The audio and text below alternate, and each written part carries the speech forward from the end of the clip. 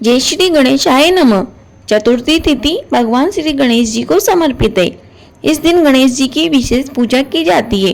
पंचांग के अनुसार हर महीने में 2 चतुर्थी तिथि आती है, एक शुक्ल पक्ष में और एक कृष्ण पक्ष में।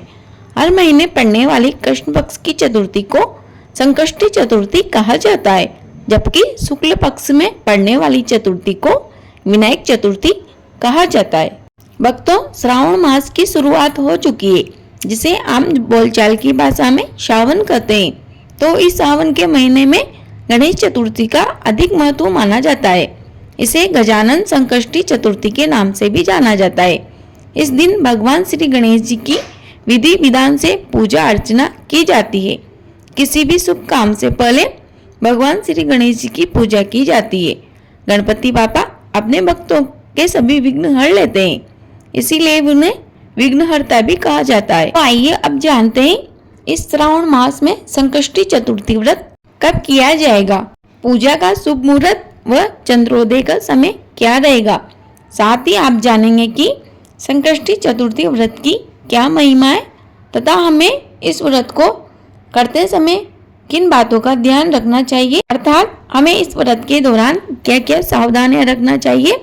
साथ ही पूजा विधि भी हम इस वीडियो में आगे जानने वाले हैं। तो आप मेरे साथ वीडियो के अंत तक बने रहिए। यदि आपने अभी तक हमारे चैनल को सब्सक्राइब नहीं किया है तो प्लीज हमारे चैनल को सब्सक्राइब कर लीजिए। पंचांग के अनुसार सावन माह के कृष्ण पक्ष की चतुर्थी तिथि 24 जुलाई दिन बुधवार को सुबह 7:30 पर आरंभ होगी तथा अगले दिन 25 जुलाई दिन गुरुवार को सुबह 4:19 पर समाप्त हो जाएगी। ऐसे में उदया तिथि अनुसार गजानन संकष्टी चतुर्थी व्रत 24 जुलाई दिन बुधवार को किया जाएगा, क्योंकि 25 जुलाई को चतुर्थी तिथि सूर्योदय से पहले ही समाप्त हो जाएगी। इस श्रावण मास में गजानन संकष्टी चतुर्थी का बहुत ही अद्भुत संयोग बना है। तिथि एवं वार दोनों ही भगवान श्री गणेश जी को समर्पित है। चंद्रोदय का समय 24 जुलाई दिन बुधवार को रात को 9:38 पर रहेगा। चंद्रोदय का समय थोड़ा ऊपर नीचे हो सकता है, क्योंकि सभी जगह चंद्रोदय का समय समान नहीं रहता। अब जानते हैं पूजा विधि। संकष्टी चतुर्थी के दिन सूर्योदय से पहले उठे व स्नान आदि करके दैनिक क्रिया से निवृत्त हो जाए तथा व्रत का संकल्प ले। इसके बाद भगवान श्री गणेश की पूजा की तैयारी करें। गणेश जी को उनकी पसंदीदा चीजें जैसे मोदक, लड्डू व दुर्वा घास चढ़ाए। गणेश मंत्रों का जाप करें व श्री गणेश चालीसा का पाठ करें तथा आरती करें। शाम को चंद्रोदय के बाद पूजा की जाती है। अगर बादल के चलते चंद्रमा दिखाई ना दे तो पंचांग के हिसाब से चंद्रोदय के समय में पूजा कर ले। शाम की पूजा के लिए गणेश जी की मूर्ति के बाजू में दुर्गा जी की फोटो या मूर्ति अवश्य रखें। इस दिन दुर्गा जी की पूजा बहुत जरूरी मानी जाती है। धूप दीप जलाएं, पुष्प अर्पित करें, प्रसाद में केला नारियल रखें। गणेश जी के प्रिय मोदक बनाकर रखें। इस दिन तिल या गुड़ के मोदक बनाए जाते हैं। पूजा करने के बाद व्रत कथा सुने। दोस्तों, जितना अनिवार्य व्रत में पूजा करना होता है, उतना ही अनिवार्य कथा का श्रवण करना भी होता है। इसलिए आप कोई भी व्रत हो उसकी कथा अवश्य सुने। कथा के पश्चात आरती करें तथा भगवान से प्रार्थना करें। इसके बाद चंद्रमा की पूजा करें, उन्हें जल अर्पण कर फूल, चंदन, चावल चढ़ाए। पूजा समाप्ति के बाद प्रसाद सबको वितरित करें। जिस ब्राह्मण ने आपको कथा सुनाई है उसको दक्षिणा अवश्य दे। और यदि आप स्वयं ने कथा सुनी है तो आप आपके आसपास रहने वाले किसी भी ब्राह्मण को दक्षिणा अवश्य दे। अब जानते हैं कि इस व्रत के दौरान हमें किन बातों की सावधानी रखना चाहिए। तो भक्तों, संकष्टी चतुर्थी का दिन उस दिन के चंद्रोदय के आधार पर निर्धारित होता है। जिस दिन चतुर्थी तिथि के दौरान चंद्रोदय होता है, संकष्टी चतुर्थी का व्रत उसी दिन रखा जाता है। इसीलिए प्राय ऐसा देखा जाता है कि कभी कभी संकष्टी चतुर्थी व्रत चतुर्थी तिथि के एक दिन पूर्व अर्थात तृतीया तिथि के दिन ही होता है। कहा जाता है कि संकष्टी चतुर्थी का व्रत नियमानुसार ही संपन्न करना चाहिए, तभी इसका पूरा लाभ मिलता है। नारद पुराण के अनुसार संकष्टी चतुर्थी के दिन व्रती को पूरे दिन उपवास रखना चाहिए। शाम के समय संकष्टी गणेश चतुर्थी व्रत कथा को सुननी चाहिए। संकष्टी चतुर्थी के दिन घर में पूजा करने से नकारात्मक प्रभाव दूर होते हैं। इतना ही नहीं, संकष्टी चतुर्थी व्रत की पूजा से घर में शांति बनी रहती है, घर की सारी परेशानियां दूर होती है। गणेश जी भक्तों की हर मनोकामना पूर्ण करते हैं। इस दिन चंद्रमा को देखना भी शुभ माना जाता है। सूर्योदय से शुरू होने वाला यह संकष्टी चतुर्थी व्रत चंद्र दर्शन के बाद ही समाप्त होता है।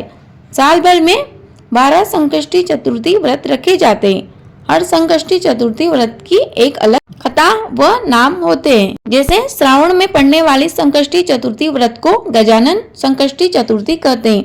अधिक मास में विभुवन संकष्टी चतुर्थी, भाद्र मास में बहुला चतुर्थी, आश्विन मास में विघ्नराज संकष्टी चतुर्थी, कार्तिक मास में करवा चौथ, मार्गशीर्ष मास में गणातीप संकष्टी चतुर्थी, पौष मास में अखुरत संकष्टी चतुर्थी, माघ मास में संकट चौथ, फाल्गुन मास में द्विप्रे संकष्टी चतुर्थी, चैत्र मास में भालचंद्र संकष्टी चतुर्थी, वैशाख मास में विकट संकष्टी चतुर्थी, ज्येष्ठ मास में एकदंत संकष्टी चतुर्थी, आषाढ़ मास में कृष्ण पिंडल संकष्टी चतुर्थी नाम से जाना जाता है। आइए आप सुनते हैं श्रावण संकष्टी चतुर्थी व्रत कथा। आप प्रेम व श्रद्धा के साथ सुनिएगा। ऋषिगण कार्तिक जी से पूछते हैं, हे स्कंद कुमार, दरिद्रता, शोक, कुष्ठ, विकलांग, सदैव दुखी रहने वाले, धनहीन, समस्त उपद्रवों से पीड़ित, विद्याहीन, संतानहीन, घर से निष्कासित लोग, रोगियों एवं अपने कल्याण की कामना करने वाले लोगों को क्या उपाय करना चाहिए जिससे कि उनका कल्याण हो और उनके उपरोक्त कष्टों का निवारण हो? यदि आप कोई उपाय जानते हो तो हमें अवश्य बतलाइए। ऋषिगणों के इस प्रश्न पर स्वामी कार्तिकेय जी बोले, हे ऋषियों, आपने जो प्रश्न किया है उसके निवारणार्थ मैं आप लोगों को एक शुभदायक व्रत बतलाता हूँ, उसे सुनिए। इस व्रत को करने से पृथ्वी के समस्त प्राणी सभी प्रकार के संकटों से मुक्त हो जाते हैं। यह व्रतराज महापुण्यकारी व मानवों को सभी कार्यों में सफलता प्रदान करने वाला है।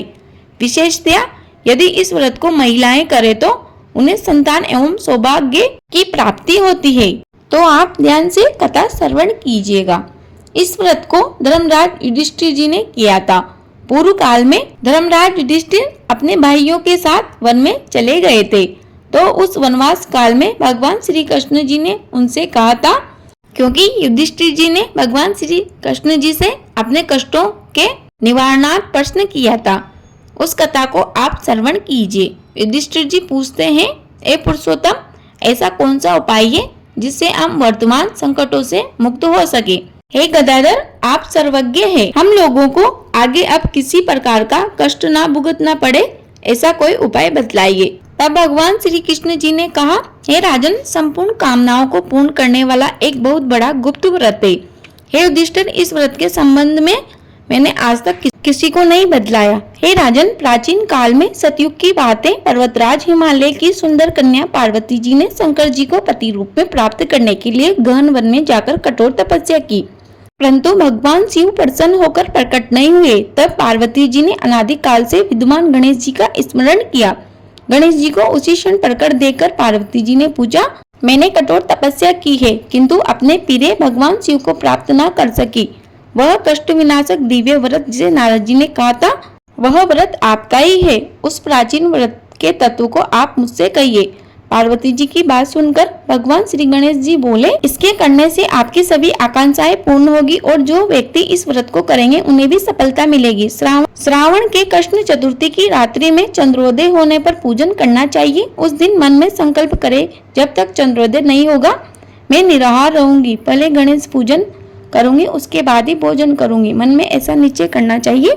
इसके बाद सफेद तिल से स्नान करें, मेरा पूजन करें तथा अपने सामर्थ्य के अनुसार सोना, चांदी या तांबे के कलश में जल भरकर उस पर श्री गणेश जी की प्रतिमा स्थापित करें। मूर्ति का भक्ति पूर्वक पूजन करें। मूर्ति का ध्यान निम्न प्रकार से करें। हे लंबोदर, 4 भुजा वाले, 3 नेत्र वाले, लाल रंग वाले, हे नीलवर्ण वाले, सौभाग्य भंडार, प्रसन्न मुख वाले गणेश जी, मैं आपका ध्यान करता हूँ या करती हूँ। हे गजानन, मैं आपका आह्वान करती हूँ। हे विघ्नराज, आपको प्रणाम करती हूँ। यह आसन आपका है। इसके बाद भक्ति पूर्वक पूजन करें तथा शुद्ध देसी घी के 15 लड्डू बनाएं। सर्वप्रथम भगवान को लड्डू अर्पित करके उनमें से 5 लड्डू ब्राह्मण को दे दे। अपने सामर्थ्य अनुसार दक्षिणा देकर चंद्रोदय होने पर भक्ति भाव से अर्घ्य देवे। फिर कहे, ए देवी, तुम सब तिथियों में सर्वोत्तम हो, गणेश जी की परम प्रीतमा हो। हे चतुर्थी, हमारे द्वारा प्रदत्त अर्घ्य को ग्रहण करो, तुम्हें प्रणाम है। निम्न प्रकार से चंद्रमा को अर्घ्य प्रदान करे। क्षीर सागर से उत्पन्न हे लक्ष्मी के भाई, हे निशाकर, रोहिणी सहित हे शशि, मेरे दुए हुए अर्घ्य को ग्रहण कीजिए। इसके पश्चात गणेश जी को प्रणाम करे और कहे, ए लंबोदर, आप संपूर्ण इच्छाओं को पूर्ण करने वाले हो, आपको प्रणाम है। हे समस्त विघ्नों के नाशक, आप मेरी अभिलाषाओं को पूर्ण करो। तत्पश्चात ब्राह्मण की प्रार्थना करे और कहे, आपको नमस्कार है, आप साक्षात देव स्वरूप है। गणेश जी की प्रसन्नता के लिए हम आपको लड्डू समर्पित कर रहे हैं। आप हम दोनों का उद्धार करने के लिए दक्षिणा सहित इन 5 लड्डुओं को स्वीकार करें। हम आपको नमस्कार करते हैं। इसके बाद ब्राह्मण को भोजन कराकर गणेश जी की प्रार्थना करें। इस प्रकार जीवन भर गणेश चतुर्थी का व्रत करना चाहिए। यदि जीवन भर ना हो सके तो 21 वर्ष तक अवश्य करें।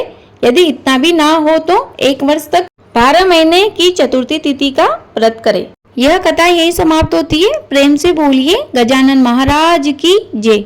कथा अधूरी रही हो तो पूरी कर जो, पूरी हो गई हो तो मान कर जो भी इस कथा को सुने उसकी सभी मनोकामनाओं को पूर्ण कर जो। जय श्री राधे कृष्ण। आपका दिन शुभ हो। धन्यवाद।